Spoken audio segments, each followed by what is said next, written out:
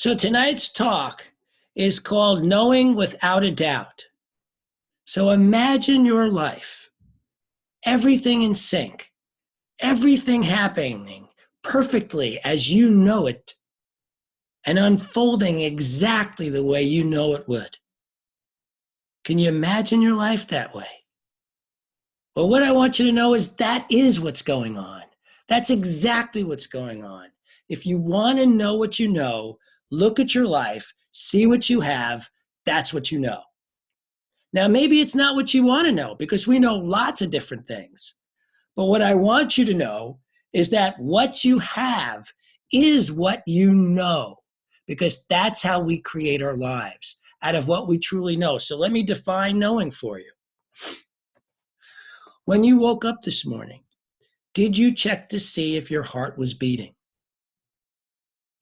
That's knowing.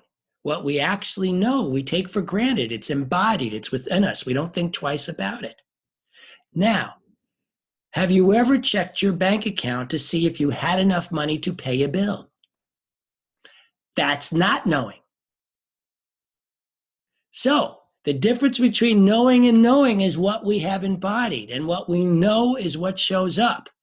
So if what's showing up isn't what you want to know, then it's important to recognize I must be knowing something different. And that's what's been going on for me personally. As I look at my life and something is not the way I want it to be, I'm starting to see, wait a minute, that means this is what I know right now. That means I want to know something different. And what is it I want to know? What is it we all want to know? That we are powerful, creative, spiritual beings, and our lives work magnificently. Say that with me. I am a powerful, creative, spiritual being, and my life works magnificently. Say it again. I am a powerful, creative, spiritual being, and my life works magnificently. That's what we want to know. Now, how powerful is this power that creates out of our knowing? Dr. Holmes says it is the power for good in the universe and we can use it. Well, I say it's even more than that we are this power for good and we are creating all the time. Here's how powerful this power is. I'm going to read to you a report out of the American Medical Association, an actual study. The patient was febrile, which means he had a high fever, gasping for air, required oxygen by mask, and every other day required a thoracentesis, which is removal of fluid from the chest, which produced 1 to 2 liters of milky fluid a day. Masses the size of oranges were present in the neck, groin, chest, and abdomen. The spleen and liver were greatly enlarged. The patient was resistant to all treatment, was completely bedridden, and his life expectancy was thought to be a matter of days or weeks. Despite this, the patient was not without hope because he had heard a favorable publicity from which the newspapers had reported a new anti-cancer drug called Rubin.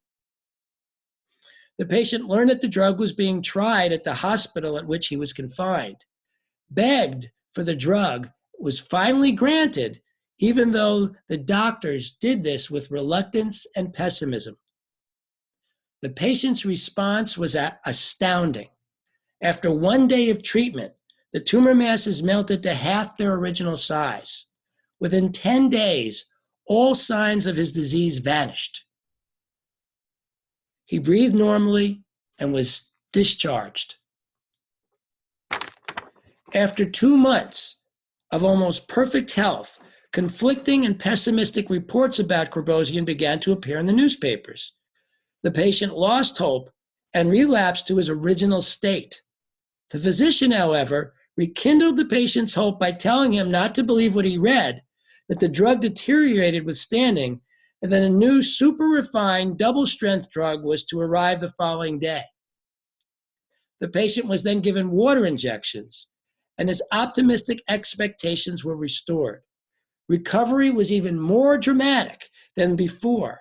He became completely healed and was discharged and continued symptom-free until a few days after the press published an American Medical Association announcement that nationwide tests showed carbosian to be a worthless drug in the treatment of cancer. Within a few days, the patient was readmitted to the hospital and died in less than 48 hours. First, he knew this drug would work. Then he knew this drug didn't work. Then he knew this drug did work. And then he knew this drug didn't work, and he died. That's how powerful knowing is. What we know is what we have. Instantly, did you hear how fast this all changed for this guy? In his knowing, it changes like that. What we know is what we have, and it's instant. So how do you get this kind of knowing? Practice. Practice, practice, practice, practice. I saw this horrible movie with The Rock. He played a quarterback who all of a sudden finds out he's got a daughter. It's not a very good movie, but the beginning was really interesting to me. While the credits are rolling and the music's playing, the movie opens with him in bed. His alarm goes off. He hits the alarm. He climbs out of bed and immediately goes into the room next door, which is a gym, and works out. This guy has muscles the size of my head. I want that. I want those spiritual muscles. I want to be an Olympic gold medal manifester. That's what we're going for, right? Olympic gold medal manifester. So how do you get there? Well, surveys show, studies show that it takes 10,000 hours to master anything. So it takes a lot of practice. You don't get there going to the gym one day a week or twice a week. It takes constant practice. Dr. Ernest Holmes tells us to abandon the truth in our hour of need is to not understand the truth.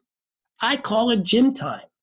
When those opportunities come up in our lives that are not looking the way we want, that's gym time. That's the time to work out. That's the time to build those spiritual muscles, because that's what it is we want to be doing here.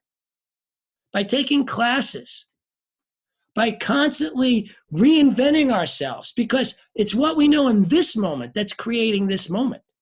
In the next moment, if we can shift what it is we know, what will show up is something different. It has to, because whatever shows up is what we really know. And if it isn't shifting, that means we haven't shifted what we actually know yet. My other favorite story around practice was when I started playing music. When I first started playing music, 17, I practiced for a whole year. And I went out and played my first gig and was booed off the stage. Literally booed off by a bunch of drunks at the bar. I went home with my tail between my legs, cried a few tears, and kept practicing and practicing and practicing. And 6 months later, went out to play again, my second gig. And there was an agent in the audience who came backstage, and she said to me, you really have no talent at this, but you're cute, so why don't you try acting? I went home and I kept practicing and practicing and practicing.